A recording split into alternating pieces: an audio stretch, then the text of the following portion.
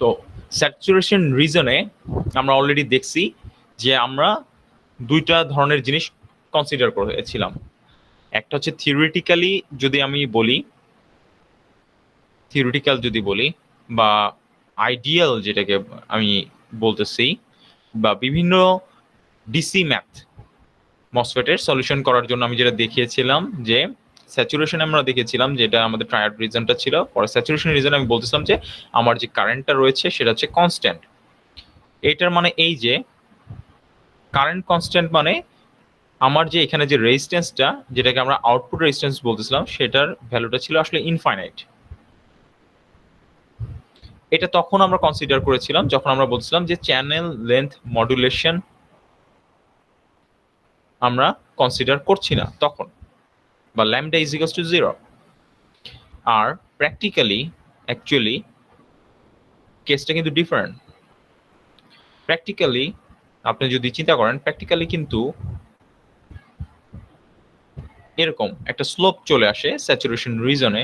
এখন এই স্যাচুরেশন রিজনে এই স্লোপটা চলে আসার কারণে আমার যে আউটপুট রেজিস্ট্যান্সটা আর কিন্তু ইনফাইনাইট থাকে না, একটা ফাইনাইট ভ্যালু হয়, কিন্তু ভ্যালুটা অনেক বড় হয়। কিলো হোমসে সাধারণত ভ্যালুটা চলে আসে এবং ভ্যালুটা অনেক বড় হয়।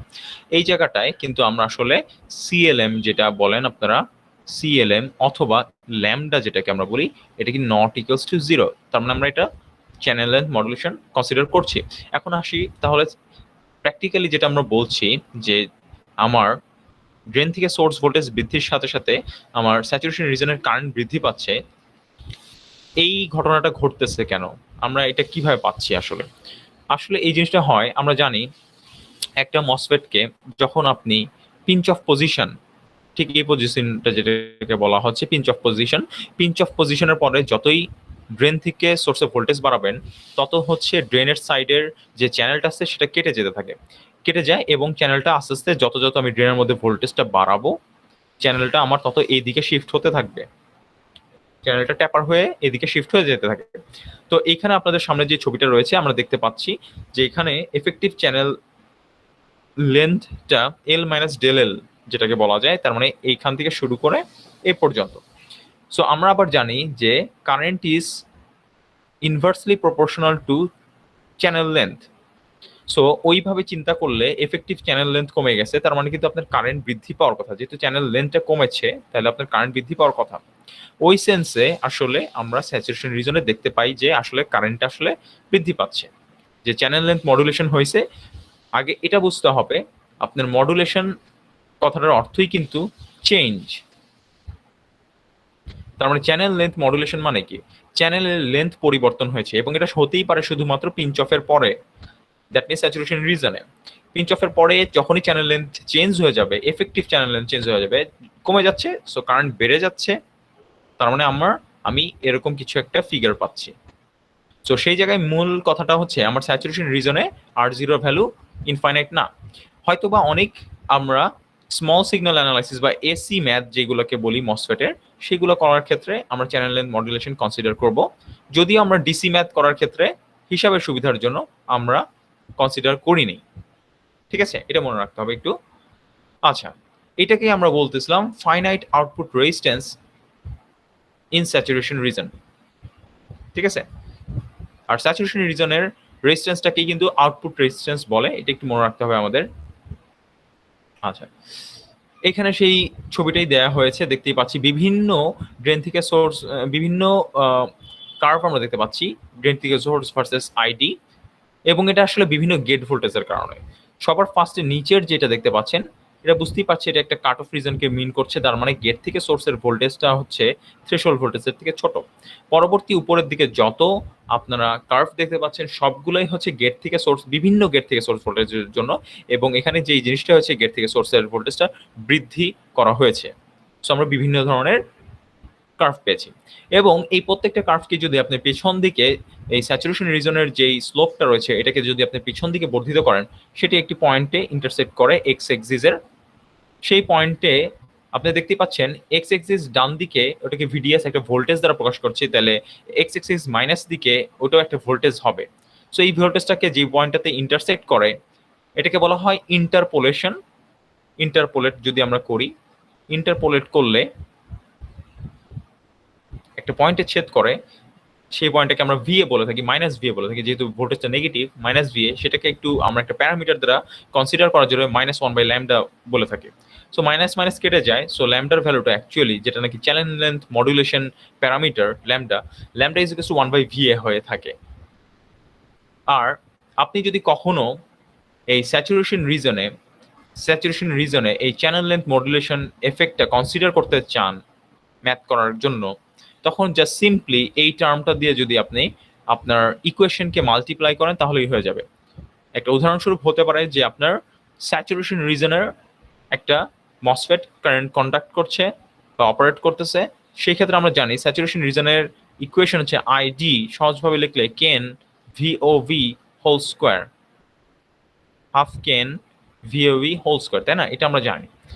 জাস্ট এইটার পরে আপনি জাস্ট 1 + ল্যামডা ইন্টু ভিডিএস দ্বারা গুণ করলেই আসলে তখন আপনি পেয়ে যাচ্ছেন প্র্যাকটিক্যাল একটা ফিগার বা প্র্যাকটিক্যাল একটা ইকুয়েশন, যেখানে আপনি চ্যানেল লেন্থ মডুলেশন কনসিডার করছেন। ঠিক আছে? তো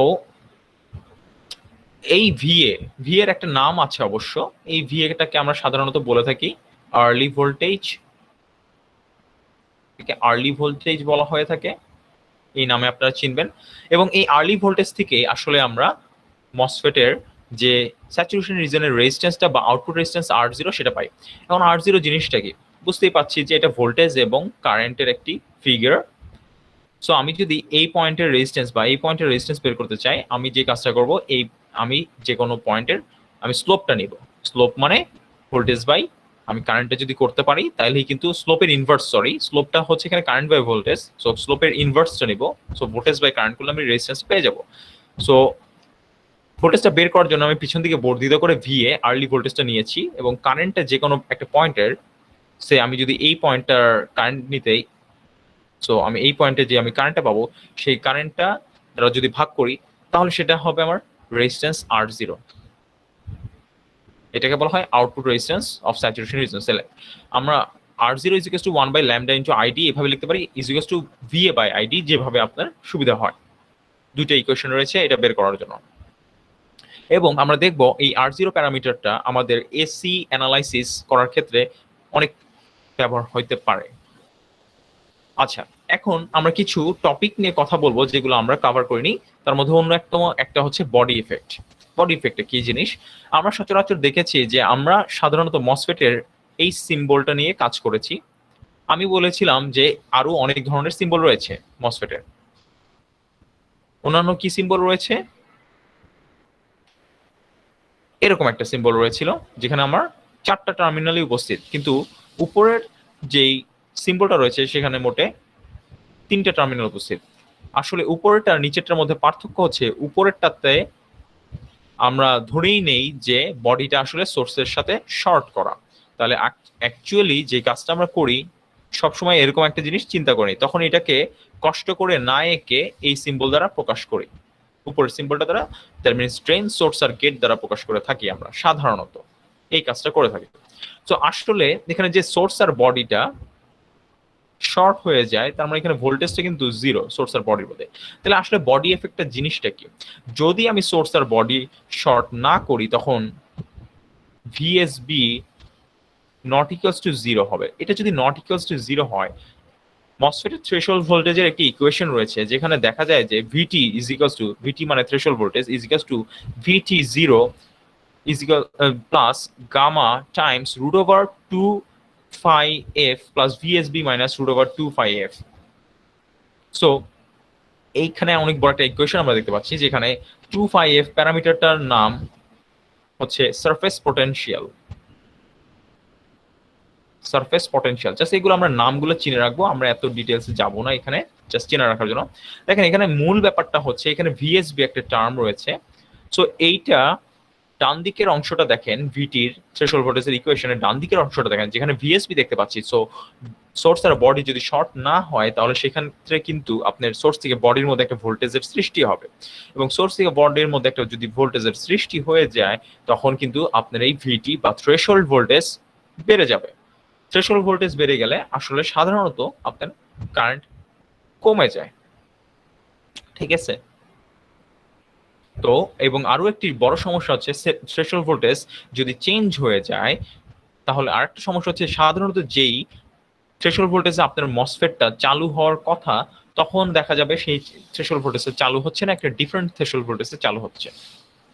এর জন্য এই এফেক্টটাকে বলা হয় বডি এফেক্ট বা রোল অফ সাবস্ট্রেট, যেভাবে আপনি বললেন না কেন। তো এখানে বিভিন্ন জিনিস আমি উল্লেখ করেছি, কোনটা জিনিসটা কি। যেমন এখানে বলেছি 2πf কে বলা হয় সারফেস পটেনশিয়াল, এটার একটা টিপিক্যাল ভ্যালু হচ্ছে 0.6। গামাকে বলা হয় ফ্যাব্রিকেশন প্রসেস প্যারামিটার, এবং এই গামার একটা ইকুয়েশন রয়েছে, যদি কেউ জানতে ইচ্ছুক থাকেন সেই ক্ষেত্রে আমি এটা দিয়েছি। আসলে gamma is equals two √2q(Na)(ε)s/c(ox). এখন দেখেন এই জিনিসটা আসলে যেহেতু মসফেটের সাবস্ট্রেটের সাথে সম্পর্কিত, সো মসফেটের সাবস্ট্রেটটা যেহেতু পি টাইপে আসলে আমরা যে ডোপিং করি সেটাকে বলা হয় অ্যাকসেপ্টর ডোপিং।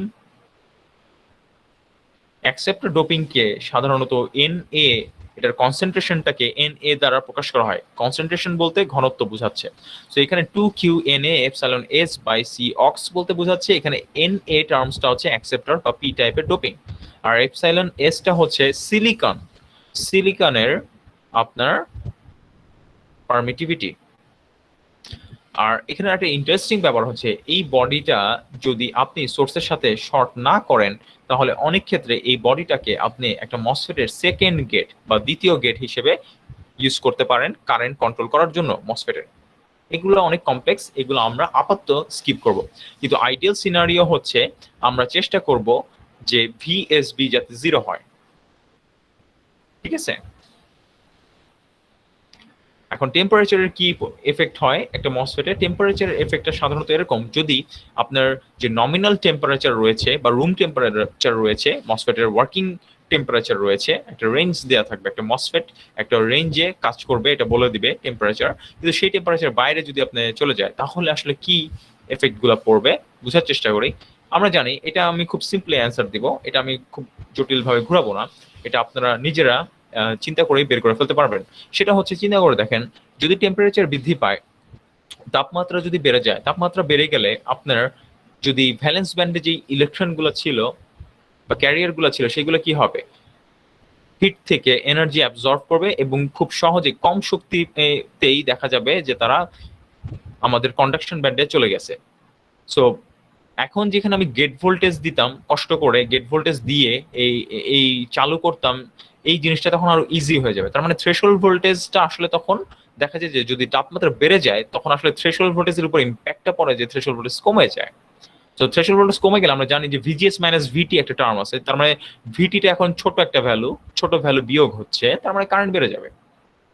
তো সহজ কথা হচ্ছে, যদি টেম্পারেচার বেড়ে যায়, টেম্পারেচার বেড়ে যাওয়ার ফলে সহজেই ভ্যালেন্স ব্যান্ড থেকে কন্ডাকশন ব্যান্ডে ইলেকট্রন বা ক্যারিয়ার চলে যাচ্ছে, তার ফলে আমার যেটা হচ্ছে থ্রেশহোল্ড ভোল্টেজ যেটা রয়েছে সেটা কমে যাচ্ছে। থ্রেশহোল্ড ভোল্টেজ কমে গেলে আবার যেটা হচ্ছে, আমি জানি যে আমার কারেন্ট বৃদ্ধি পাচ্ছে।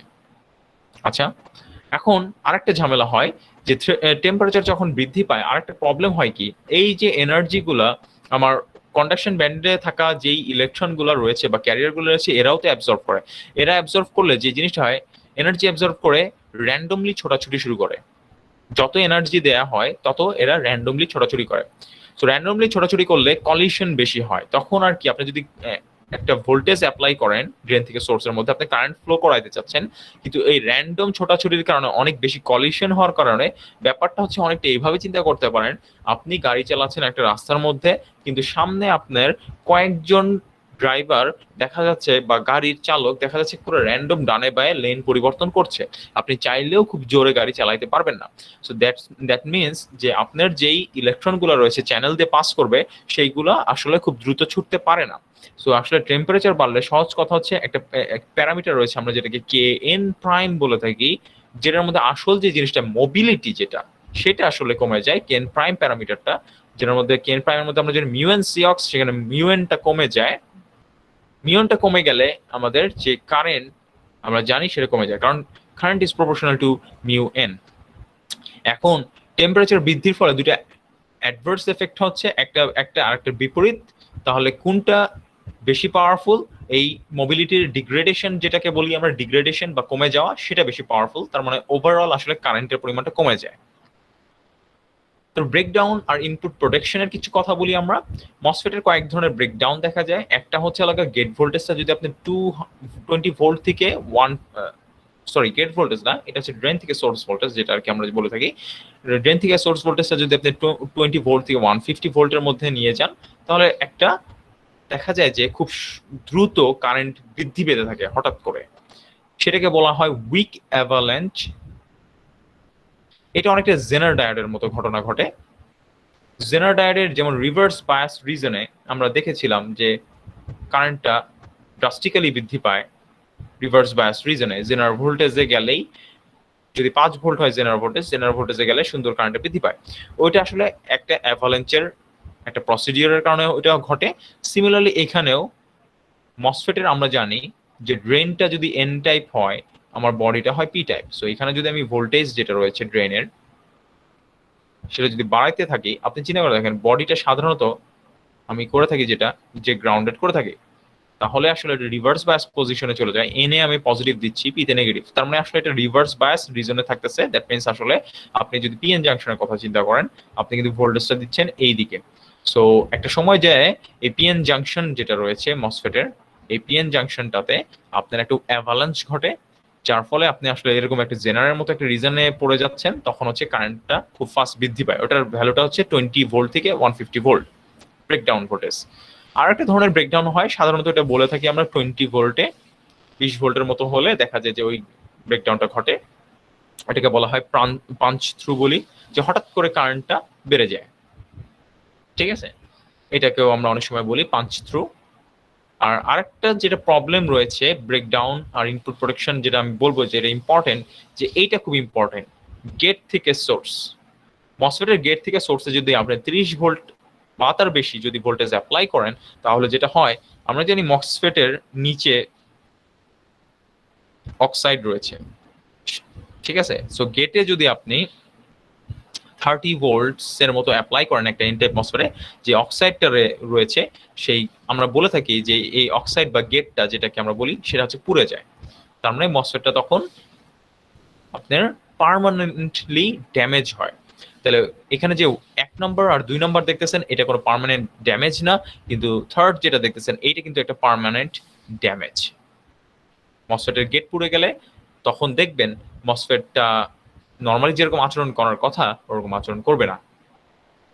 সো কখনোই আমরা 30 ভোল্ট বা এর উপরে নিব না গেটে। ফাইনালি ভেলোসিটি স্যাচুরেশন কি জিনিস? ভেলোসিটি স্যাচুরেশন হচ্ছে একটা স্যার, হ্যাঁ বলেন। আগের স্লাইডটাতে একটা কোশ্চেন আছে স্যার। হ্যাঁ শিওর। স্যার হচ্ছে আমরা যখন এই যে ভিডিএস 20 থেকে 150 তে অর্থাৎ কুইক অ্যাভালান্সে, সেই সময় হ্যাঁ কি আমরা ভিজিএস অর্থাৎ গেট ভোল্টেজটা কি আমরা কনস্ট্যান্ট ধরে নিই? হ্যাঁ, কনস্ট্যান্ট ধরে নিয়েছি এই জায়গাটায়। ঠিক আছে, ধরেন ছোট কোনো একটা ভোল্টেজ হয়তো বা 5 ভোল্ট 6 ভোল্ট এরকম কিছু একটা চিন্তা ভাবনা করছি। কিন্তু যখন গেট থেকে সোর্সের ভোল্টেজটা আপনার 30 ভোল্টের কাছাকাছি চলে যাবে, তখন হচ্ছে প্রবলেম। গেটটা পুড়ে যায়। আমরা বলে থাকি গেটটা পুড়ে যায় মসফেটের। ঠিক আছে, সো এটা খুবই একটা ডেঞ্জারাস জিনিস, যে এটা আসলে মসফেটটা পার্মানেন্টলি ড্যামেজ হয়ে যায়, নষ্ট হয়ে যায় পার্মানেন্টলি। মসফেট কাজ করবে ঠিকই দেখবেন, কিন্তু যে আইডিভিটি ক্যারেক্টারিস্টিক কার্ভ যেটা ফলো করার কথা, সেটা এক্স্যাক্টলি তখন আর ফলো করবে না। এরকম প্রচুর মসফেট আমরা ল্যাবে ফিজিক্যালি পাই, যেখানে দেখা যায় যে মসফেটের গেট পুড়ে গিয়েছে। ঠিক আছে, জি স্যার। আর অ্যাভালাঞ্চ ব্রেকডাউন যেটা বললাম, উইক অ্যাভালাঞ্চ জিনিসটা কি? এই যে পিএন জাংশনটা যখন রিভার্স বায়াস হয়, আসলে আপনারা কখনো এটা জিজ্ঞেস করেন নাই আমার কাছে, এর জন্য আমি আসলে বলিনি যে একটা পিএন জাংশনে কেন রিভার্স ব্রেকডাউন রিজনে এত ড্রাস্টিক্যালি কারেন্ট বাড়ে, বা জেনারেল ভোল্টেজে এত হাই কারেন্ট কিভাবে বাড়ে নেগেটিভ দিকে। এটা আমাকে কখনো কেউ জিজ্ঞেস করে নাই। আসলে ব্যাপারটা হচ্ছে অনেকটা এরকম, ওই যখন আপনি রিভার্স বায়াস দিবেন একটা পিএন জাংশনে, তখন রিভার্স বায়াস ভোল্টেজটা এত হাই থাকে, দেখা যায় যে যে ইলেকট্রন গুলো রয়েছে বা ক্যারিয়ার গুলো রয়েছে, সেই হাই ভোল্টেজের কারণে খুব দ্রুত ছোটাছুটি শুরু করে দেয়। খুব হাই ভোল্টেজের কারণে খুব ফাস্ট মুভ করে। ফাস্ট মুভ করার কারণে আমরা জানি যে সিলিকনের যে স্ট্রাকচার রয়েছে, এরকম একটা স্ট্রাকচার ফর্ম করে তারা। সো ঠিক আছে। সো যখন ইলেকট্রন গুলা বা ক্যারিয়ার গুলা খুব দ্রুত ছোটাছুটি করে ভোল্টেজের দরুন, তখন দ্রুত ছোটাছুটি করতে যায় এর স্ট্রাকচারে আঘাত হানে। ঠিক আছে, যখন আঘাত হানে ফ্রি ক্যারিয়ার গুলা যখন আঘাত হানে, এই আঘাতের ফলে আঘাতটা এত দ্রুত হয়, এত জোরে হয় যে এইখানে যে বন্ডেড ইলেকট্রনটা রয়েছিল সেইটা দেখা যায় যে এই আঘাতের দরুন ছুটে বের হয়ে চলে আসে। দেখেন এখানে কিন্তু ইলেকট্রনটা ছুটে বের হয়ে চলে আসতেছে, বুঝা যাচ্ছে? জি সো স্যার। এরকম করে একটা থেকে দুটো, এই ইলেকট্রনটা দেখেন, এই ইলেকট্রনটা যখন আবার ছুটে বের হয়ে আসে, এই আসার সাথে সাথেই কি দেখে, অনেক বড় একটা ফিল্ড, ইলেকট্রিক ফিল্ড রয়েছে, তার মানে এও তখন খুব দ্রুত ছোটাছুটি শুরু করে। জি স্যার। বুঝতে পারছি? সো আলটিমেটলি এটাকে অ্যাভালাঞ্চ ব্রেকডাউন কেন বলা হচ্ছে, চিন্তা করে দেখেন আপনারা, এটা ডিসকভারি চ্যানেলে খুব আগে দেখা যেত, যে এখনো দেখা যায় কিছু শো গুলোতে এটা দেখানো যায়, ন্যাশনাল জিওগ্রাফি, ডিসকভারির ওয়ার্নিং চ্যানেলগুলো যেগুলো আছে, ওয়ার্নিং ভিডিও যেগুলো আছে, সেগুলোতে দেখা যায় যে স্কিইং, স্কিইং এর নাম শুনছি, বরফে খেলা আর কি, এক ধরনের জি স্যার। স্কিইং, মাউন্টেনে অ্যাভালান্স খেলা। কিন্তু। হ্যাঁ হ্যাঁ। তো ওইখানে দেখবেন বরফের মধ্যে খেলে, এমন সময় দেখবেন খেলতে খেলতে হঠাৎ করে একটা একটু ভঙ্গুর টাইপের বরফের মধ্যে দিয়ে যায়, তখন ওই অল্প একটু ফাটলের কারণে ওই অল্প ফাটলটা যখন নিচে গড়ায় পড়তে থাকে, ওটা নিচে ওই অল্প ফাটল থেকে নিচে আরো বড় ফাটলের সৃষ্টি হয়, আস্তে আস্তে আরো বড় হয়, এবং ফাইনালি একটা ড্রাস্টিক্যালি বিশাল বড় একটা ফাটলের সৃষ্টি হয়। ফাটল মানে বলতেছি যে একটা পানি মানে বরফের কি বলবো, এটা চামড় মনে হয় যে ভেঙে নিচে চলে আসতেছে। ঠিক আছে, এবং অনেকে মারাও যায় ওখানে। ঠিক আছে, এরকম একটা ঘটনা ঘটে। বা কার্টুনের কথা যদি বলি, আমরা খুব পপুলারলি অনেক ধরনের কার্টুন দেখেছি, এখানে দেখবেন যে কার্টুন ক্যারেক্টার যেগুলো আছে সেগুলো হচ্ছে আপনার যেই হিল টপ আছে বা মাউন্টেন আছে বা বরফের সময়ে দেখা যায় যে একদম টপ কোথাও গেছে, মানে ছোট্ট একটা বল বানায় ছুঁড়ে মারছে কারোর গায়ে, বরফের স্নো বল ছুঁড়ে মারছে, ওইটাই পরবর্তীতে গড়াইতে গড়াইতে আরো বড় হয়েছে, যত সময় গেছে এটা আরো বড় হয়েছে, পরে দেখা গেছে যে কার্টুন ক্যারেক্টার সে নিচে ওটার নিচে চাপা খাইছে। এরকম আপনারা দেখছেন না কার্টুন, কার্টুনে? জি তো স্যার, দেখছি। ওইটাও অনেকটা ওই যে গড়ায় গড়ায় যে বড় হয়ে যাচ্ছে, ওটা অনেক সর্ট অফ অ্যাভালাঞ্চ। ঠিক আছে, সো জি স্যার। ওই জিনিসটা এখানকার এই জিনিসটা হচ্ছে অ্যাভালাঞ্চ ব্রেকডাউনের সাথে অনেকটাই মিল, যে একটা ইলেকট্রন আরেকটা ইলেকট্রনকে এরকম একটা থেকে দুইটা, দুইটা থেকে তিনটা, তিনটা থেকে চারটা, এরকম করে একাধিক ইলেকট্রন যখন ভেঙে যায়, তখন এটাকে আমরা অ্যাভালাঞ্চের সাথে তুলনা করতে পারি। সো মসফেটের এটাকে উইক অ্যাভালাঞ্চ বলে, 20 থেকে 150 ভোল্ট যেটা। সো ভেলোসিটি স্যাচুরেশনে আসি আমরা। ভেলোসিটি স্যাচুরেশন হচ্ছে যে আমরা মসফেটের ড্রেন থেকে সোর্সে যতই ভোল্টেজ বাড়াচ্ছি, আমার কি হচ্ছে, কারেন্ট বৃদ্ধি পাচ্ছে আমরা জানি, কিন্তু একটা সময় যায় আমরা জানি যে আমরা প্র্যাকটিক্যালি আসলে কারেন্ট বৃদ্ধি পাচ্ছে, কিন্তু একটা সময় যে আর কারেন্ট বৃদ্ধি পাবে না একটা সার্টেন ভ্যালুতে, কারণ আপনার যে মোবিলিটি রয়েছে সেটার একটা স্যাচুরেশন রয়েছে, একটা সার্টেন ভোল্টেজে সেটা একটা স্যাচুরেশন রয়েছে। ওই ভ্যালুটা হচ্ছে সাধারণত টিপিক্যালি হচ্ছে এই অর্ডারের হয়ে থাকে, যে in this state the charge carrier's velocity is very high and on the order of 10 to the power 9 centimeter square per volt। মানে মোবিলিটির মানে ভেলোসিটিটা, মানে ইলেকট্রন যেগুলো রয়েছে, ক্যারিয়ার যেগুলো রয়েছে, সেগুলোর যে ভেলোসিটি একক সময় যত দ্রুত অতিক্রম করতে পারে সেটার ম্যাক্সিমাম পর্যায়ে চলে যায়, টার্মিনাল পর্যায়ে চলে যায়, এরপরে আর বাড়তে পারে না। সো তখন কারেন্টটা কনস্ট্যান্ট লিটারলি হয়েই যায়। In this state the current is independent of VGS. তখন আপনি গেট ভোল্টেজ বলেন, ড্রেন ভোল্টেজ বলেন, সব ধরনের ভোল্টেজ থেকে ইন্ডিপেন্ডেন্ট হয়ে যায়। ঠিক আছে, সো এটা অনেক হাই ভোল্টেজের ক্ষেত্রে, সো এটা ওই ঘটনাটাকে বলা হয় ভেলোসিটি স্যাচুরেশন। এগুলো আমরা আগেও দেখেছি, পি টাইপ মসফেটের যে সিম্বল গুলো আমরা দেখেছি যে অ্যারো সাইনটা ভিতরের দিকে হয়, এখানে বডিটা আলাদা করে দেখাচ্ছে, তার মানে বডি আর সোর্সটা শর্ট করা নাই, কিন্তু এইখানে এটার কথাই বলেছিলাম, এই সিম্বলটাতে দেখা যাচ্ছে তিনটা আমার টার্মিনাল দেখাচ্ছে, তার মানে সোর্স আর বডিটা শর্ট করা আছে। মনে রাখবেন মসফেটের সাধারণত সোর্স আর বডিটা শর্ট করা থাকে। আচ্ছা, এখন আমি যদি আপনাদের কাছে কোশ্চেন করি যে মসফেটের সোর্স আর বডি আসলে কেন শর্ট করি, তাহলে আপনি কি উত্তর দিবেন বলেন তো? উদ্দেশ্যটা কি স্যার শর্ট হচ্ছে করে? আমরা যদি সোর্স আর বডি শর্ট না করি, তাহলে আমি সোর্স আর বডিতে একটা আলাদা হচ্ছে ভোল্টেজ ডিফারেন্স পাবো। আর এক্স্যাক্টলি, সেটা হচ্ছে আমার ভিটি এর সাথে কানেক্টেড। আমার ভিটি এর সূত্র থেকে এক্স্যাক্টলি, আমরা হচ্ছে একটা ভিএসবি পাই। সেটা যদি ডিফারেন্ট হয়ে যায়, তাহলে আমরা আমাদের যেই ভিটিটা আমরা জানি তার থেকে ডিফারেন্স হয়ে যাবে। Right, exactly. তার মানে সহজ কথায় যে দিই আমি সোর্স আর বডি শর্ট না করি, ওটা জিরো হবে না, ভিএসবিটা জিরো হবে না, ভিএসবি না জিরো হইলে আমার থ্রেশহোল্ড ভোল্টেজটা বেড়ে যাবে। সো আমার যে নন থ্রেশহোল্ড ভোল্টেজ আছে সেটা তো চেঞ্জ হবেই। আর একটা খারাপ জিনিস হবে, মসফেটটা হয়তো বা দেরিতে চালু হবে, ঠিক আছে?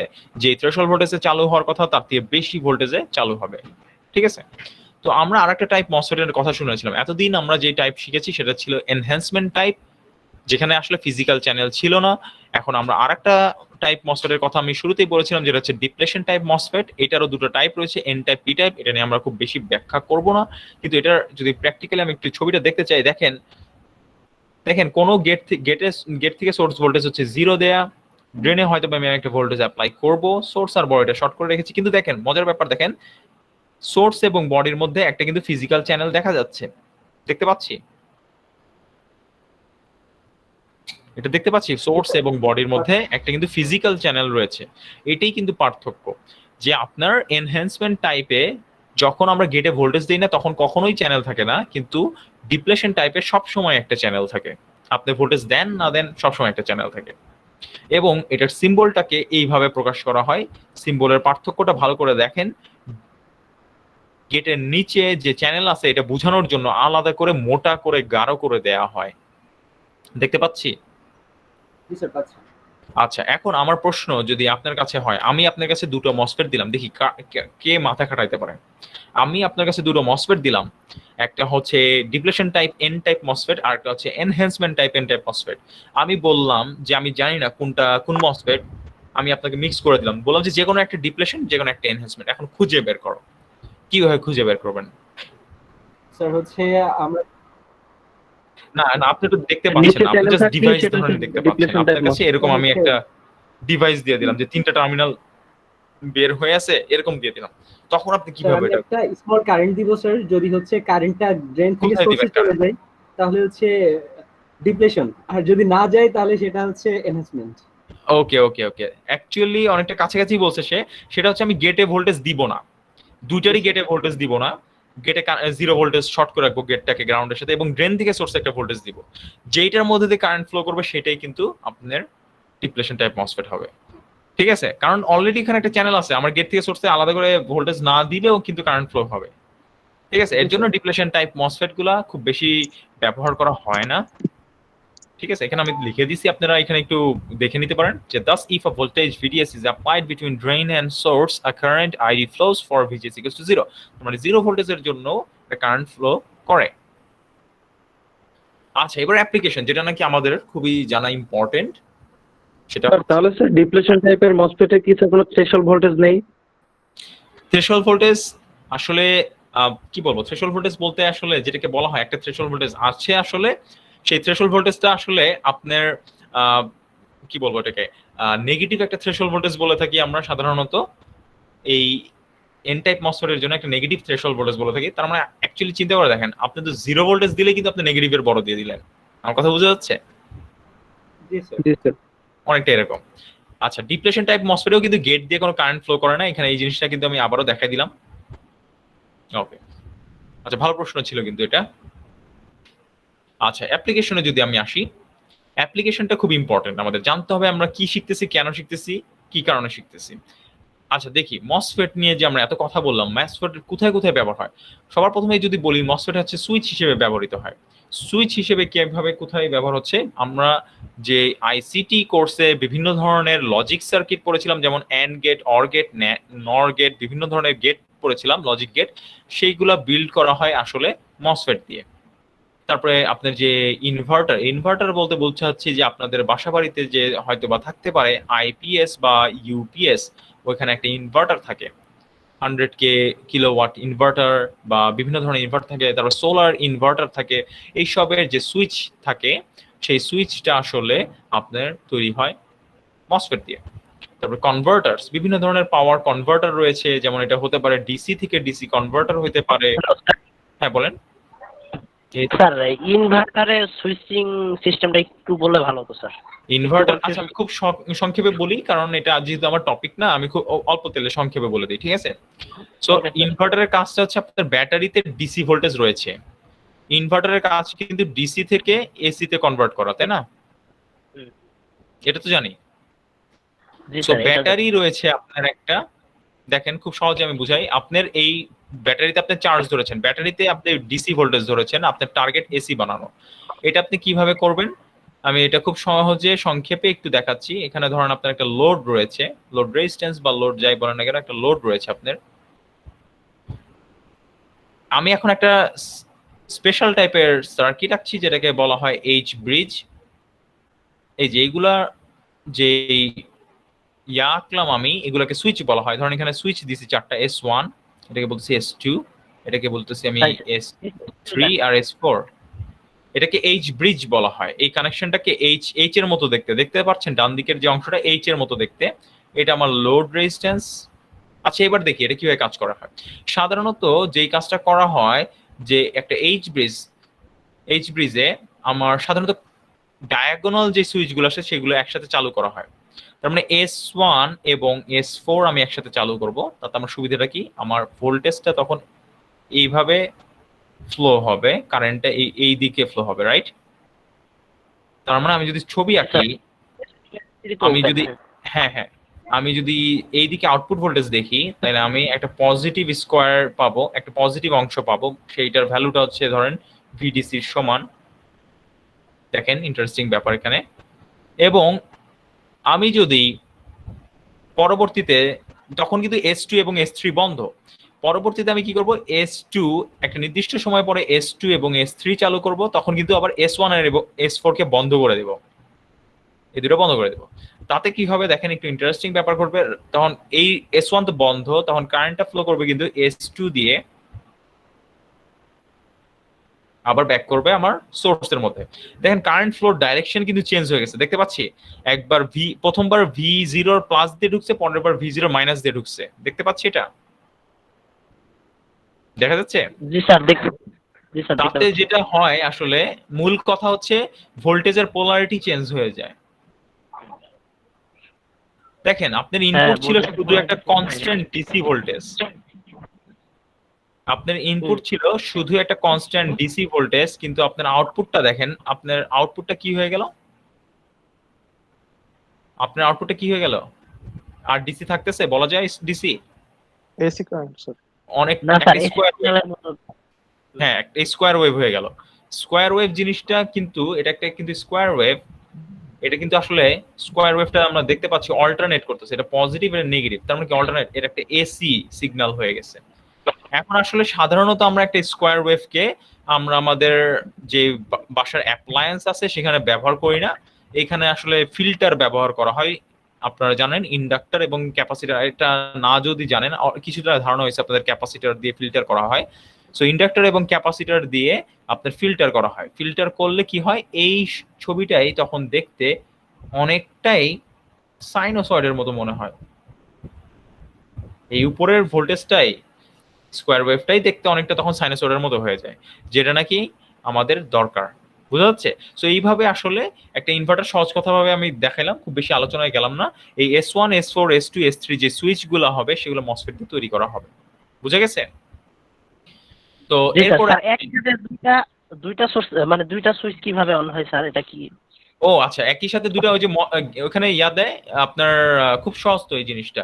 আপনি ধরেন আপনি S1 আর S4 এর কথা চিন্তা করেন, ওখানে যে দুটো মসফেট রয়েছে, ওখানে আপনার যে দুইটা মসফেট রয়েছে S1 আর S4, সেই দুইটাতে ধরেন আমি কথার কথা আমি বললাম যে একটা সিগন্যাল দিচ্ছি, একই সিগন্যাল অ্যাপ্লাই করতেছি, এই দুটো শর্ট করে দিলাম গেটগুলা, এই দুটার গেটটা আছে না, গেটটা শর্ট করে দিলাম, গেটটা শর্ট করে আমি এখানে একটা সিগন্যাল। ও স্যার, বুঝতে পারছি, সিরিজে কানেকশন। রাইট রাইট এক্স্যাক্টলি, বুঝা গেছে? বুঝতে পারলাম? এবার ক্লিয়ার হয়েছে? জি স্যার। আচ্ছা ওকে ফাইন। তো এবার আসি আমি আমাদের পরের যে অ্যাপ্লিকেশন যেটা রয়েছে, অ্যাম্পলিফায়ার, সিগন্যাল অ্যাম্পলিফিকেশন করাই এর উদ্দেশ্য। এইটা হচ্ছে আমরা এসি অ্যানালাইসিস যেটা বলে থাকি, সেটার ক্ষেত্রে এটা খুব বেশি কাজে লাগে। আমরা আজকে হয়তো বা একটু স্টার্ট করতে পারবো এটা। এটার ব্যাপারটা এরকম যে আমরা ইনপুটে একটা ছোট সিগন্যাল দিব এবং সেটা একটা এসি সিগন্যাল, এবং আমাদের একটা অ্যাম্পলিফায়ার সার্কিট থাকবে, সেটা ইনপুটে দিব, সেটা আউটপুটে হয়তো বা আমি একটা বড় সিগন্যাল পাবো, তার মানে সিগন্যালটা বড় হয়ে গেল বা আউটপুট পাওয়ার বৃদ্ধি। বিহেভিয়ারটা স্যার আমার কাছে অনেকটা ট্রান্সফরমারের মতো লাগে স্যার।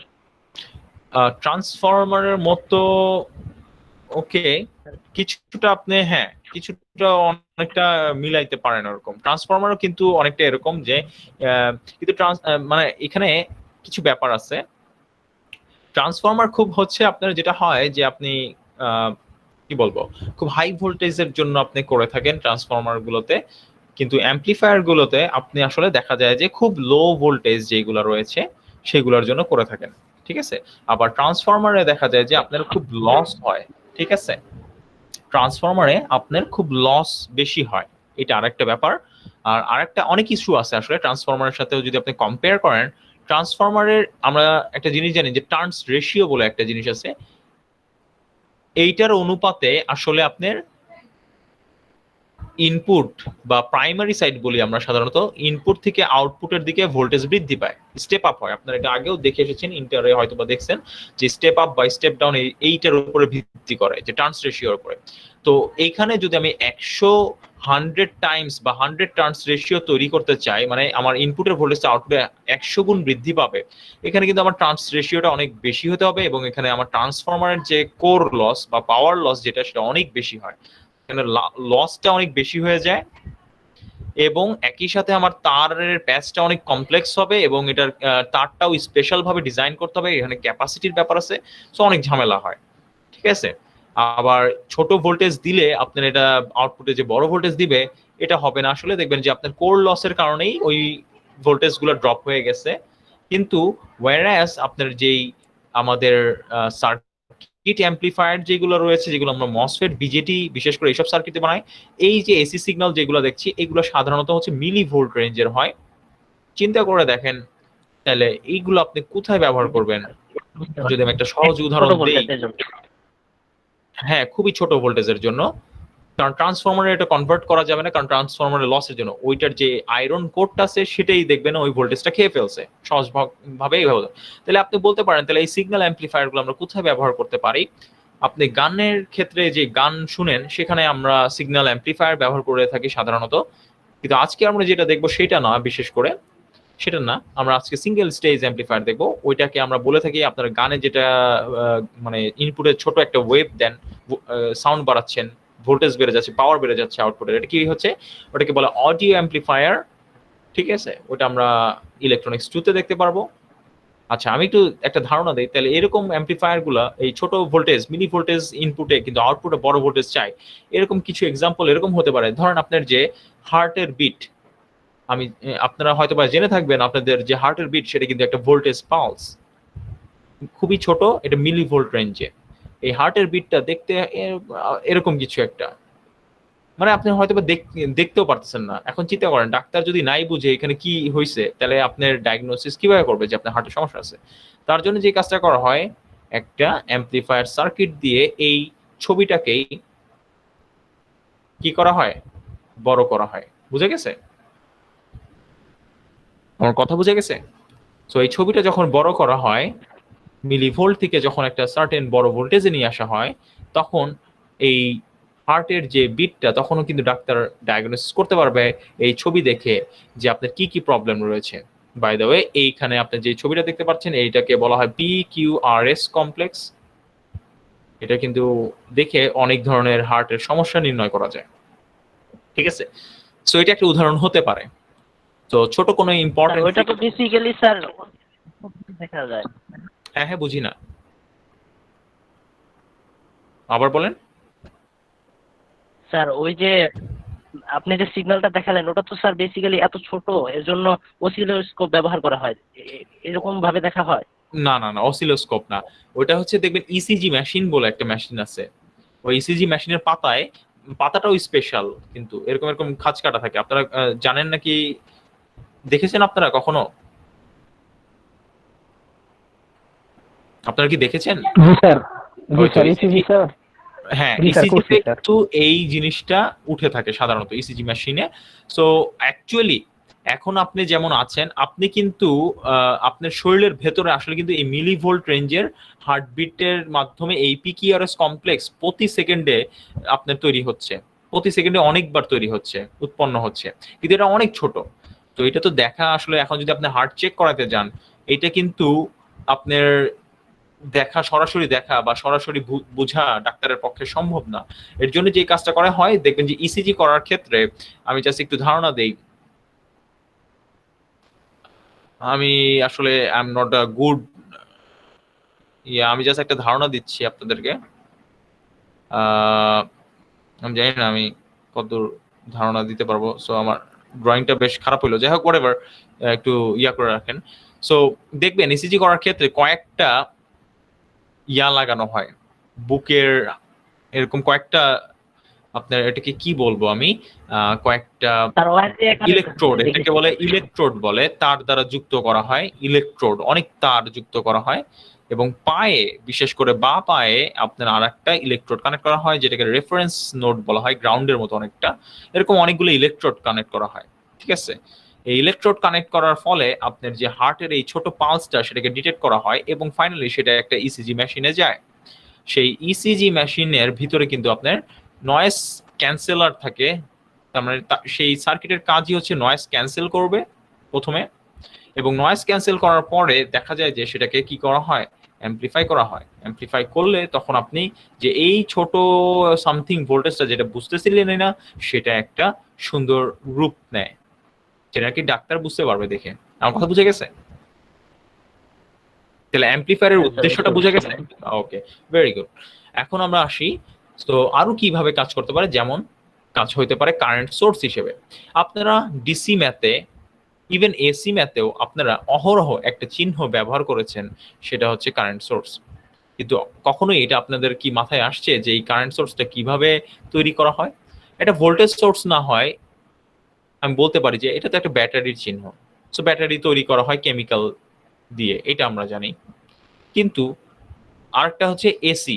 এসি কিভাবে তৈরি করা হয়? জেনারেটর। আপনার যে রোটরগুলো রয়েছে সেগুলো যখন আপ ডাউন করানো হয় ফ্লাক্সের মধ্যে দিয়ে, নর্থ থেকে সাউথের দিকে যে ফ্লাক্সগুলো যায়, ম্যাগনেটিক ফিল্ড, এই রোটরকে যখন এটার মধ্যে দিয়ে আপ ডাউন করা হয়, এটার মধ্যে যদি আমি তখন মাল্টিমিটার ধরি, আপ ডাউন করার ফলে দেখা যায় যে ফ্যারাডের নীতি অনুসারে দেখা যাবে যে এখানে একটা ভোল্টেজ ইনডিউসড হয়েছে।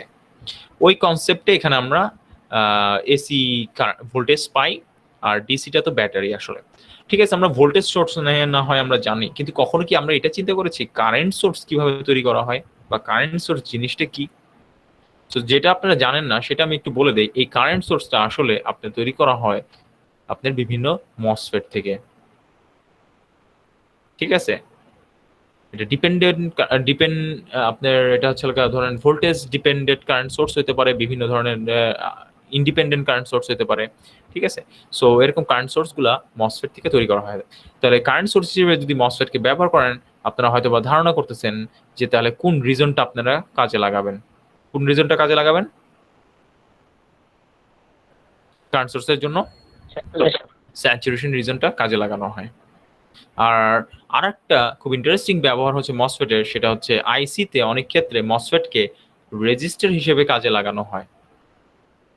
ঠিক আছে, আইসিতে মসফেটে অনেক সময় রেজিস্টার হিসেবে কাজে লাগানো হয়।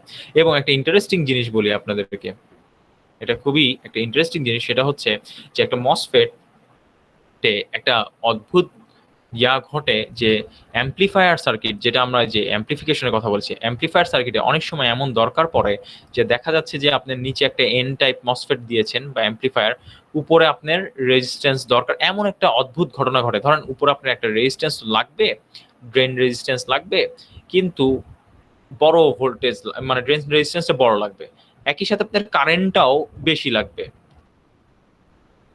তাহলে ড্রেন কারেন্ট বেশি লাগবে, আবার ড্রেন রেজিস্ট্যান্স বড় লাগবে, দুইটা কি উল্টো হয়ে গেল না ব্যাপারটা? দেখেন তো, আপনার এই রেজিস্ট্যান্সের ভ্যালুটাও বড় চান, কারণ আমরা দেখতে পারবো অ্যানালাইসিস করে যে এই ড্রেন রেজিস্ট্যান্সটা বড় করলে আসলে অ্যাম্পলিফায়ারের যে আউটপুটটা সেটা বড় হয়ে যায়, আমরা দেখতে পারবো এটা। তো গেইনটা আসলে যদি আমি একটু আপাতত একটু দেখাই, একটু পরে আমরা যেটা নিয়ে অ্যানালাইসিস করবো সেটা হচ্ছে কমন সোর্স অ্যাম্পলিফায়ার। গেইনটাকে সিম্পলি এরকম করে লেখা যায়, আপাতত এটা বুঝবেন না, বোঝারও দরকার নেই, আমি জাস্ট দেখাচ্ছি গেইনটা আসলে proportional to RD, resistance, drain resistance. তো আরডিটাকে বড় করলেই কিন্তু আপনার মানে গেইনটা বড় হয়, এভিটাকে গেইন বলা হয়। তো আবার আরেকটা সমস্যা হচ্ছে আমরা চাই যে কারেন্টও বড় হোক, কিন্তু রেজিস্ট্যান্স বড় করলে কিন্তু কারেন্ট কমে যায়, আমরা এটা জানি তাই না? তাহলে এটা একটা ডিলেমা না, দ্বিধার মধ্যে পড়ে গেলাম না আমরা, রাইট? এটা বুঝতে পারছি। জি স্যার। তো এই ক্ষেত্রে যেটা হয় আর কি, যে তখন ওইখানে রেজিস্ট্যান্স না ব্যবহার করে একটা বুদ্ধিমানের মতো কাজ করা হয়, তখন আসলে মসফেট ব্যবহার করা হয়, এবং মসফেটকে তখন কি হিসেবে ইউজ করা হয়? রেজিস্টার হিসেবে ইউজ করা হয়। এখন মজার ব্যাপার, যদি ধরেন মসফেটটা স্যাচুরেশন রিজনে থাকে তাহলে কি হবে? আমরা জানি যে ট্রায়োড রিজনে তো মসফেট রেজিস্ট্যান্স হিসেবে ইউজ করা যায়, কিন্তু স্যাচুরেশন রিজনে এখানে যেহেতু একটা স্লোপ আছে প্র্যাকটিক্যাল, সো এটার একটা আউটপুট রেজিস্ট্যান্স রয়েছে না, সেই আউটপুট রেজিস্ট্যান্সটাকে তখন আসলে রেজিস্ট্যান্স হিসেবে ইউজ করে। এবং আরো মজার ব্যাপার, আউটপুট রেজিস্ট্যান্সে কি থাকে? একটা কারেন্ট থাকে না, কনস্ট্যান্ট। সো মজার ব্যাপার, মসফেট তখন একটা বড় রেজিস্ট্যান্স হিসেবে ইউজ হচ্ছে, এট দ্য সেম টাইম আপনার কারেন্টের ভ্যালুটাও বাড়াই দিতে পারতেছেন। বুঝা যাচ্ছে? এরকম একটা ইন্টারেস্টিং প্রপার্টি ইউজ করা হয় মসফেটের অনেক সময়। এটা হয়তো আপনারা সিনিয়র কোর্সগুলোতে এগুলো শিখবেন হয়তো বা, এটা আমরা দেখবো, আমি জাস্ট বললাম আপনাদেরকে। সো রেজিস্টার হিসেবে অনেক সময় আইসিতে ব্যবহার করা হয় মসফেট। এখন আজকে আমরা এটাতে ঢুকবো যে একটা স্মল সিগন্যাল অপারেশন, এটা আমরা বুঝার চেষ্টা করি। স্মল সিগন্যাল অপারেশনটা কি? স্মল সিগন্যাল অপারেশন মানে হচ্ছে এই যে আমরা অ্যাম্পলিফায়ারের ইনিশিয়াল স্টেপ বোঝার ক্ষেত্রে শুরুর ধাপটা মানে ঢুকে গেলাম। স্মল সিগন্যাল কথাটার অর্থ হচ্ছে ছোট সিগন্যালের অ্যানালাইসিস। আসলে আমরা এসি সিগন্যালের অ্যানালাইসিস করবো এখানে। সো আমরা একটা স্যাম্পল এক্সাম্পল হিসেবে আপনার বাঁ দিকের নিচে এখানে আমরা একটা সার্কিট নিয়েছি যেটাকে বলা হয় কমন সোর্স কনফিগারেশন। সিএস লিখলাম, সি মানে কমন, এস মানে সোর্স, কমন সোর্স কনফিগারেশন। এই কথাটা কেন কমন সোর্স বলা হয় তার উদ্দেশ্য হচ্ছে এটা, আউটপুটটা নেওয়া হয় ভিডিএস থেকে, আউটপুটটা নেওয়া হয় ড্রেন থেকে, সোর্স ভোল্টেজ থেকে, ইনপুটটা দেয়া হয় গেটে। তাহলে ইনপুট যেটা রয়েছে সেটার দুইটা যে টার্মিনাল পজিটিভ আর নেগেটিভ, পজিটিভ হচ্ছে লাগা গেটে থাকে, নেগেটিভটা গ্রাউন্ডের দিকে। আবার একইভাবে আপনার আউটপুটের দিকে যদি তাকান, আউটপুটটা থাকে হচ্ছে ড্রেনের পজিটিভ টার্মিনালটা ড্রেনে থাকে এবং নেগেটিভটা গ্রাউন্ডে। তাহলে দেখেন আউটপুট আর ইনপুটের মধ্যে কমন টার্মিনালটা কোনটা? গ্রাউন্ড। এবং গ্রাউন্ডটা কার সাথে কানেক্ট করা? সোর্সের সাথে। তার জন্য এই ধরনের কনফিগারেশনকে, যেখানে নাকি ইনপুট দিচ্ছি, ইনপুট বলতে আসলে আমি এসি সিগন্যালের কথা বলছি, যেমন ওই যে ছোট এসি সিগন্যাল হার্টবিটের মতো ওইটা, আর আউটপুট হচ্ছে আমার একটা বড় এসি সিগন্যালের কথা বলছি। আমরা এখানে ডিসি নিয়ে কথা বলবো না, ঠিক আছে? আমরা এখন এসি নিয়ে কথা বলবো। তো এই ধরনের ক্ষেত্রে আমার ইনপুট এবং আউটপুটের মধ্যে একটা কমন টার্মিনাল হচ্ছে গ্রাউন্ড, বা যেটা নাকি সোর্সের সাথে কানেক্টেড, তার জন্য এটাকে আমরা বলে থাকি কমন সোর্স।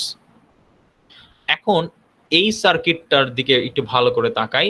আমরা যদি ভিডিডি থেকে গ্রাউন্ডের দিকে আউটপুট সাইডে একটা কেভিএল অ্যাপ্লাই করি, তাহলে আমরা দেখতে পাই যে একটা ইকুয়েশন ফর্ম করে, সেটাকে আমরা এইভাবে লিখতে পারি যে VDD minus ID RD minus VDS is equals to 0, right?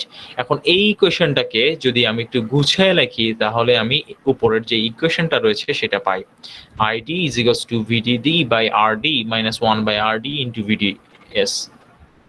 তো এখন এটা আইডি কে যদি আমি ওয়াই এক্সিসে কল্পনা করি ভেরিয়েবল, এবং ভিডিএস কে যদি আমি এক্স এক্সিসে ভেরিয়েবল কল্পনা করি, এবং আমরা যদি একটা ID versus VDS curve plot করি এই সার্টেন মসফেটের জন্য, তাহলে আমরা জানি বিভিন্ন গেট ভোল্টেজের কারণে আমরা অনেকগুলো কার্ভ পাবো, যেটা নাকি আপনাদের চোখের সামনে রয়েছে। ফার্স্টে সবচেয়ে নিচেরটা যেটা, সেটা হচ্ছে কাট অফ রিজনের জন্য, এটা আমরা আগেই দেখেছি। যত যত গেট ভোল্টেজ বৃদ্ধি পেয়েছে তত তত আপনার স্যাচুরেশন রিজনের যে কারেন্ট সেটা বৃদ্ধি পেয়েছে। তো এই স্যার আমার একটা প্রশ্ন শিওর, ছিল হ্যাঁ স্যার। বলেন। স্যার আমরা যদি মানে ড্রেন থেকে সোর্সের ভোল্টেজ মানে অনেক বাড়িয়ে দিলাম, হ্যাঁ। মানে এত পরিমাণে বাড়ালাম ড্রেন থেকে সোর্স, যে হ্যাঁ হ্যাঁ হ্যাঁ যাতে মানে চ্যানেলটা তৈরি হয়ে সাথে সাথে মানে টেপার্ড হয়ে গেল, ঠিক আছে? মানে যা আমরা কল্পনাও করতে পারবো না, এরকম কি স্যার সম্ভব? হ্যাঁ, ওই যে সেই ক্ষেত্রে যেটা হয় যে ড্রেন থেকে সোর্সের ভোল্টেজ যদি আপনি অনেক হাই করে দেন, তখন একটা যে জিনিসটা ঘটে সেটাকে আমরা বলে থাকি উইক অ্যাভালেন্স। যেটা আপনারা দেখলেন, উইক অ্যাভালেন্স ঘটলে যেটা হয়, খুব ড্রাস্টিক্যালি কারেন্ট এরকম করে এই হয়ে যাচ্ছে, তো হঠাৎ করে ড্রাস্টিক্যালি উইক অ্যাভালেন্সের কারণে কারেন্ট এইভাবে বাড়া শুরু করে দেয়। এই যে এখানে স্যাচুরেশন রিজনের কারেন্টটা হঠাৎ করে এইভাবে বাড়া শুরু করে দেয় অনেক হাই ভোল্টেজে। ঠিক আছে, যেমন জেনারে আপনারা দেখেছিলেন অনেকটা ওরকম, জেনার ডায়োডের মতো এরকম অনেকটা হয়, বুঝা যাচ্ছে? আর মসফেট কি তাহলে উপরে যাবে না? না, মসফেট পুড়ে যাবে না। ঠিক আছে, এটা একটু উইক অ্যাভালান্স হয়। হ্যাঁ, যদি এই কারেন্টটা রেজিস্ট্যান্স দিয়ে সার্কিটে যদি কোনো রেজিস্ট্যান্স থাকে তাহলে সমস্যা হবে না, কারেন্টটা মানে কন্টেইন হবে। কিন্তু যদি কোনো রেজিস্ট্যান্স না থাকে তখন অনেক হাই কারেন্ট ফ্লো হয়ে মসফেট পুড়ে যাবে। বা রেটিং এর বাইরে যদি চলে যায় কারেন্ট, মসফেটের লেখা আছে গায়ে যে সর্বোচ্চ এটা সে for example 1 ampere current conduct করতে পারে, আপনি সেখানে এমন কারেন্ট মানে এমন সার্কিট কন্ডিশন ক্রিয়েট করলেন যেটা 1 অ্যাম্পিয়ারের উপরে হয়ে যাবে, তখন এটা গরম হয়ে পুড়ে যাবে। বুঝা যাচ্ছে? হ্যাঁ স্যার, ওকে, আচ্ছা ঠিক আছে। এখন আমরা দেখি, আমরা এই বাঁ দিকের সার্কিটের কথা বলছিলাম, এটা একটু অ্যানালাইসিস করব। আমরা ভিডিও থেকে গ্রাউন্ডের মধ্যে এখানে আমরা কেভিএল করে এই ইকুয়েশনটা পেয়েছি। এই ইকুয়েশনটাকে কি করলাম, পরবর্তীতে আমরা একটা আইডি ভিডি কার্ভ, যেটা আমাদের খুবই পরিচিত কার্ভ, সেটার উপরে প্লট করলাম। প্লট করলে আমরা দেখতে পাচ্ছি এই এই যেখানে আমরা প্রথম ইকুয়েশনটা পেয়েছি, এই ইকুয়েশনটা এটা কিন্তু আসলে দেখেন, এটা কিন্তু একটা স্ট্রেট লাইনের ছবি। কিভাবে বুঝলাম স্ট্রেট লাইন? আইডিটাকে যদি ওয়াই এর মতো কল্পনা করেন, Y is equals to VDD by RD, দুইটাই কনস্ট্যান্ট ভ্যালু। ঠিক আছে, আমি এটাকে সি বললাম, মাইনাস 1 বাই আরডি টাকে যদি আমি একটা এম বলে থাকি, আর ভিডিএস কে যদি আমি এক্স ভেরিয়েবল বলে থাকি, তাহলে দেখেন Y is equals to C minus M X বা minus M X plus C. এই সূত্রটা বা আমাদের কি কারোর কাছে পরিচিত? Y is equals to minus M X plus C sir এটা স্ট্রেট লাইনের সূত্রের মতো। সূত্র। এবং স্লোপটা কোন দিকে, নিচের দিকে নাকি উপরের দিকে, বৃদ্ধি পাচ্ছে নাকি হ্রাস পাচ্ছে? হ্যাঁ, স্যার হ্রাস পাচ্ছে নেগেটিভ। তাহলে স্লোপটা ডাউনওয়ার্ড। এই যে দেখেন আমি এঁকেছি এখানে স্ট্রেট লাইনটা, দেখা যাচ্ছে স্ট্রেট লাইনটা এঁকেছি। স্ট্রেট লাইন আঁকার ফলে আমার দুটো বিন্দুতে ছেদ করেছে, এটা দেখতে পাচ্ছেন। আমার নিচের ভিডিএস এক্সিসে আমার ভিডিডি পয়েন্ট যেটা রয়েছে সেখানে ছেদ করেছে, আপনারা দেখতে পাচ্ছেন। এবং আমার আইডি পয়েন্টে আরেকটা পয়েন্টে ছেদ করেছে। এখন এই ভ্যালুগুলা, ছেদ বিন্দুগুলোও কিন্তু আসলে খুব সহজে এই ইকুয়েশন থেকে বের করা সম্ভব। কিভাবে? যেমন একটা উদাহরণ আমি দিতে পারি, ভিডিএস পয়েন্টে যে ভিডিডি পয়েন্ট বিন্দুতে ছেদ করেছে, এটা আমি কিভাবে বুঝবো? এই ইকুয়েশনে দেখেন ভিডিডি পয়েন্টে ছেদ বিন্দুটা বের করার জন্য এখানে আমরা জানি যে কারেন্টের ভ্যালু 0। সো আপনি এখানে আইডি, এই equation ID is equals to 0 বসায় যদি সলভ করেন, দেখেন VDS is equals to VDD হয়। পক্ষান্তরে আপনি যদি এই পয়েন্টের কোন ভ্যালুতে ছেদ করেছে, কারেন্টের ভ্যালুটা কত সেটা বের করতে চান, তাহলে আপনি বুঝতেই পাচ্ছেন ভিডিএস এর ভ্যালু 0 বসাইতে হবে। ভিডিএস 0 বসালে আমরা দেখতে পাচ্ছি এই ইকুয়েশনটা হয়ে যায় ভিডিডি বাই কত হয়ে যাচ্ছে, আইডির ভ্যালুটা কত হয়ে যায়? কেউ বলতে পারবেন এই ভ্যালুটা কত? আমি যদি ভিডিএস এর ভ্যালু 0 বসাই, কারণ এই পয়েন্টে এই এক্সিসে ওয়াই এক্সিসে কিন্তু ভিডিএস সমান 0, এটা কিন্তু দেখেন ভিডিডি বাই আরডি হয়ে যায় এই ভ্যালুটা, তাই না? সো এই দুইটা ছেদ বিন্দু আসলে আমরা বের করে ফেলতে পারি।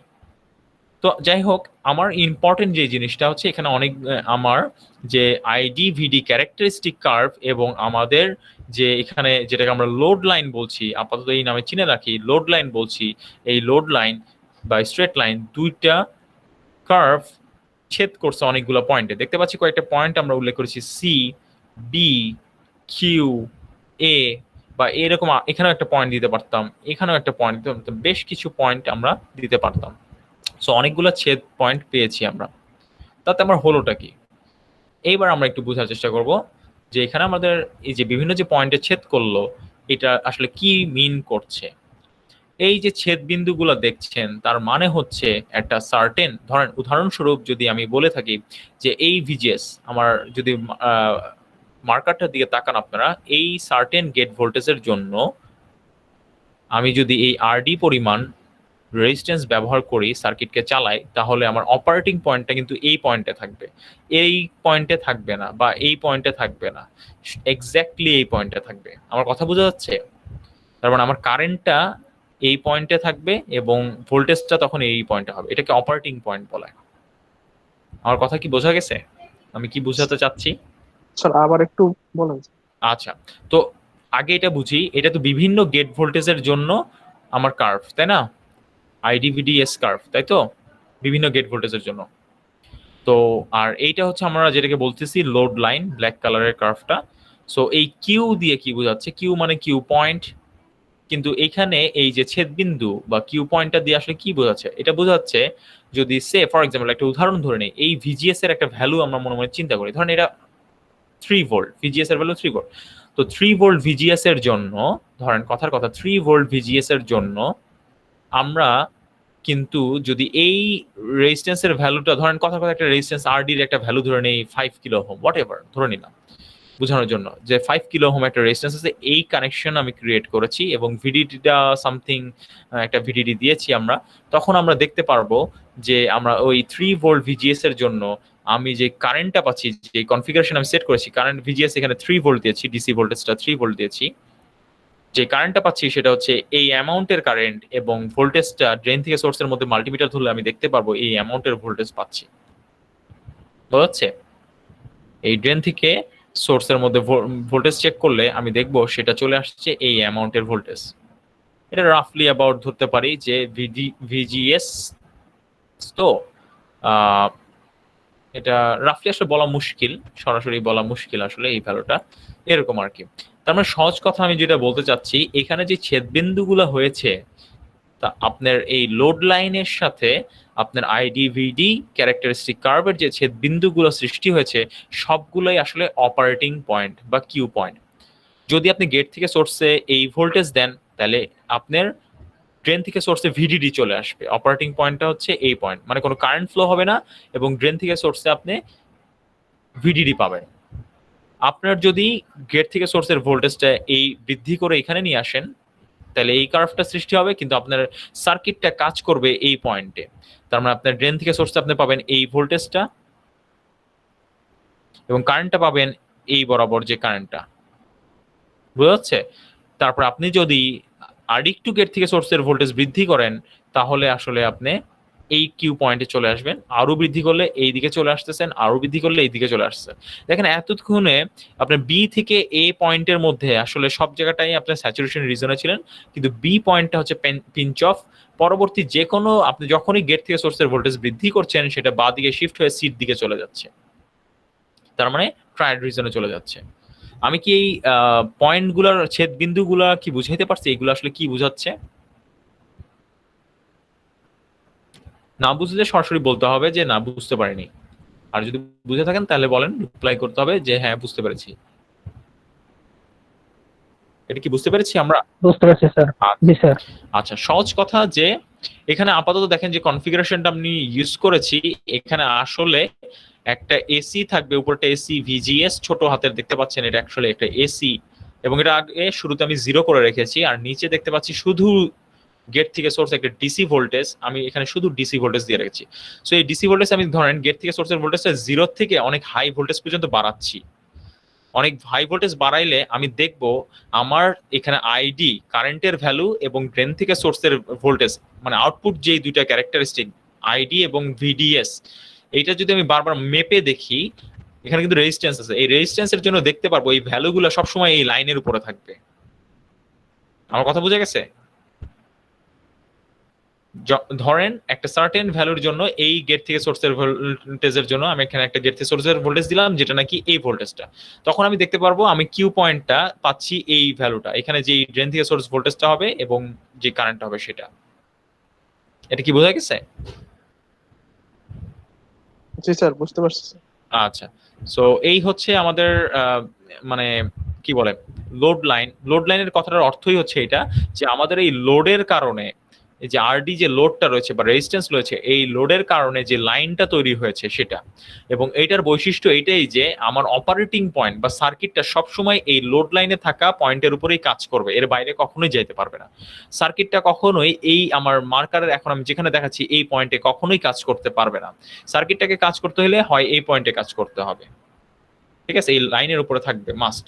সো আমার ধরেন 0 দিলাম, আমি প্রথমে গেট, আমার কারেন্ট ছিল না, আমি এখানে রাখলাম গেট ভোল্টেজটাকে, আমি গেটে কোনো ভোল্টেজ দিয়ে নেই বা থ্রেশহোল্ড ভোল্টেজের নিচে দিয়েছি, আমি যত যত গেট ভোল্টেজ বাড়াচ্ছি দেখেন আমার মার্কটা ফ্লো করেন তত তত এটা আস্তে আস্তে উপর দিকে উঠতেছে, আমি গেট ভোল্টেজ বাড়াচ্ছি আস্তে আস্তে বাড়তেছে, আমি গেট ভোল্টেজ স্যাচুরেশন রিজনে এখনো আছে, গেট ভোল্টেজ বাড়াতে বাড়াতে এই পয়েন্টে যখন আসলাম তখন পিঞ্চ অফে চলে গেল।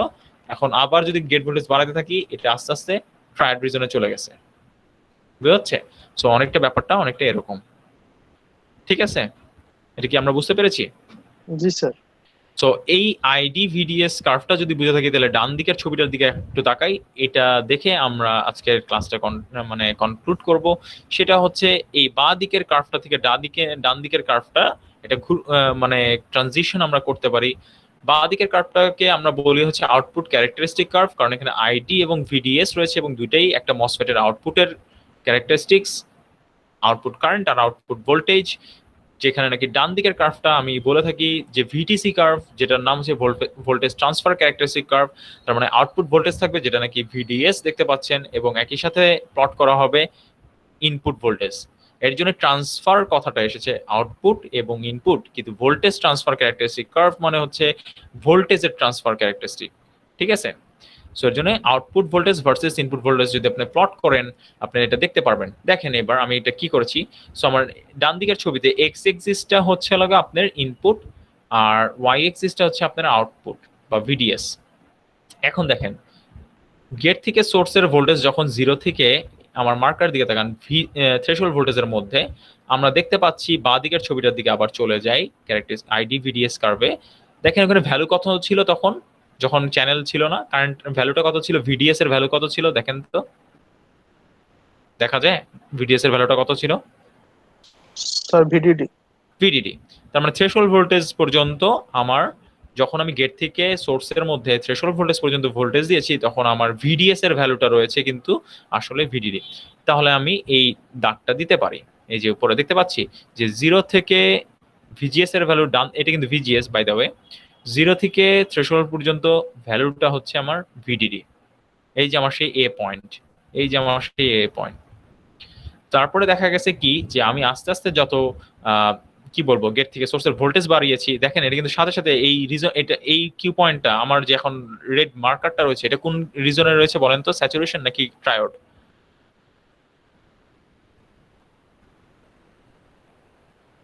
এটা কি স্যাচুরেশন রিজনে রয়েছে?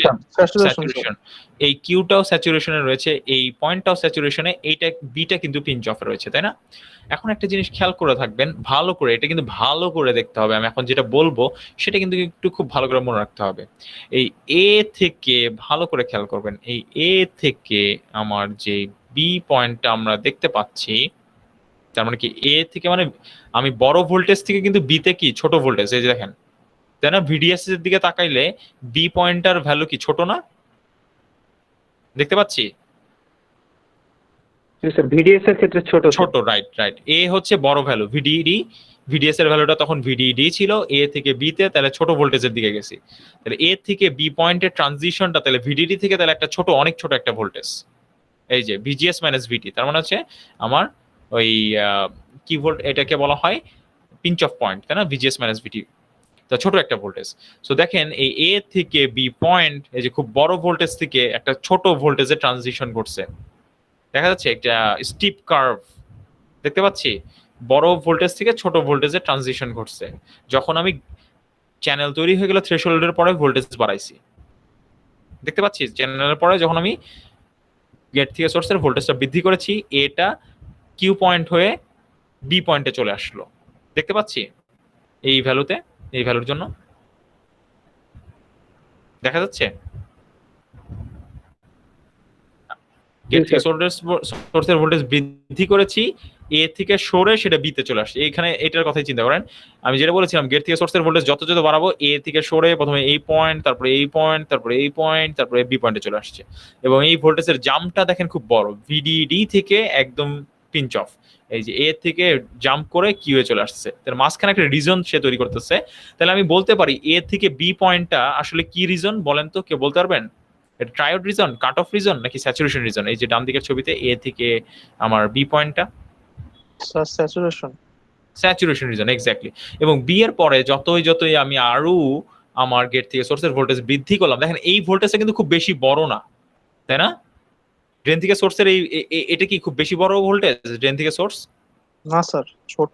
এই অংশটা না, ছোট, রাইট। সো গেট থেকে সোর্সের ভোল্টেজ আমি দেখেন বৃদ্ধি করলাম যত, তারপরেও আমার ড্রেন থেকে সোর্সের ভোল্টেজ কিন্তু ট্রায়োড রিজনে খুব বেশি বৃদ্ধি পায় নাই, দেখতে পাচ্ছি অল্প, বৃদ্ধিটা অল্প এখানে, তাই না? মানে কমছে আরো, ভোল্টেজটা কমে গেছে এবং ভোল্টেজটা কমে অনেক ছোট একটা ভোল্টেজে চলে যাবে, আমি বুঝতে পারতেছি, ধারণা করতে পারতেছি। তো যাই হোক, আমি যেটা বলতে চাচ্ছি আসলে, এবং এই পয়েন্টটা সি পয়েন্টটাকে আমি বলতেছি যে এখানে ধরেন আমি কথার কথা গেট থেকে সোর্সে ভিডিডি পরিমাণ ভোল্টেজ দিয়েছি, সাপ্লাই ভোল্টেজ গেট থেকে সোর্সে, ইনপুটে আমি সাপ্লাই ভোল্টেজ দিছি। সো এখন আমি যেটা বলতে চাচ্ছি, তাহলে বি পয়েন্টটা পর্যন্ত আমি দেখেছিলাম ডান দিকের ছবিতে, কিন্তু মজার ব্যাপার বি পয়েন্টের পরে যতই আমি গেট থেকে সোর্সের ভোল্টেজ বাড়াইছি, খুব বেশি পরিমাণে ড্রেন থেকে সোর্স বা আউটপুট ভোল্টেজ যেটা, সেটা খুব বেশি কমে নাই, কিন্তু দেখতে পারতেছি কম, পরিমাণটা কম, হারটা কম। তাহলে এখানে কিন্তু হারটা অনেক বেশি ছিল, এখানে কিন্তু হ্রাসের হারটা অনেক কম, তাই না? বি থেকে সি তে দেখা যাচ্ছে একটুক মোটে ভোল্টেজ কমছে, দেখতে পাচ্ছি, দেখা যাচ্ছে জি স্যার। ড্রেন থেকে সোর্স এই পরিমাণ ভোল্টেজ কমেছে, তাহলে হ্রাসের পরিমাণটা কিন্তু কম। এই হ্রাসের পরিমাণটা কম, দেখেন এখানে বি থেকে সি তে দেখেন হ্রাসের পরিমাণটা কম। যদি আমি গেট থেকে সোর্সে দেখাচ্ছি যে এই যে গেট থেকে সোর্সের ভোল্টেজ, সি পয়েন্টে আমি কিন্তু সাপ্লাই ভোল্টেজ দিয়েছি, এই যে দেখেন ভিজিএস হচ্ছে ভিডিডি বা সাপ্লাই ভোল্টেজ, সেটা হচ্ছে সি পয়েন্টে আমরা পাইছি, দেখতে পাচ্ছি, দেখতে পাচ্ছি আমরা, দেখা যাচ্ছে। জি স্যার। তো তাইলে আমরা ফাইনালি ডান দিকের যে ভিটিসি কার্ভ, যেটাকে আমরা বলছি voltage transfer characteristic curve VTC, তাহলে আমরা ফাইনালি এরকম একটা কার্ভ পাচ্ছি। তাহলে একটু আমি ডিনোট করে দিই আপনাদের সুবিধার জন্য, এটাকে আমরা কাট অফ রিজন ছিল আমাদের, এটা ছিল আসলে বি থেকে সি, যেটা এটা আমরা দেখতে পাচ্ছি আমাদের ট্রায়োড রিজন ছিল, এবং মাঝখানে এটা আসলে ছিল কি রিজন, স্যাচুরেশন রিজন ছিল। এবং আপনারা দেখেন এই যে পরিমাণ ভোল্টেজ কমে গেল, যে ড্রাস্টিক্যালি চেঞ্জটা হয়েছে কোথায়, এখানে ভিটিসি কার্ভের দিকে যদি আমরা তাকাই, এ থেকে বি এর দিকে দেখেন স্লোপটা কিন্তু সবচেয়ে বেশি, তাই না? ভেরি হাই স্লোপ, তাই না? স্লোপটা অনেক ঢালু না এটা? ফাইনালি ভিটিসি কার্ভটা আমরা ডিডিউস করতে পারলাম লোড লাইন ব্যবহার করে এবং আইডিভিডি কার্ভ ব্যবহার করে। নেক্সট ক্লাসে আমরা এই ভিটিসি কার্ভ ব্যবহার করে কিভাবে একটা সিগন্যাল, স্মল সিগন্যাল, ছোট্ট একটা সিগন্যাল অ্যাম্প্লিফিকেশন হয় সেটা দেখব। এখানে আজকের ক্লাসে একটা ইম্পর্টেন্ট জিনিস আমি কিন্তু বারবার উল্লেখ করেছি, যে আমার আজকের এই সেটআপটা, বাঁ দিকের যে সেটআপটা কমন সোর্স সেটআপ, সেখানে কিন্তু আমার এসি সিগন্যাল আমি 0 করে রেখেছি, এখানে আমি মার্ক করে দিয়েছি, আপনারা দেখতে পাচ্ছেন।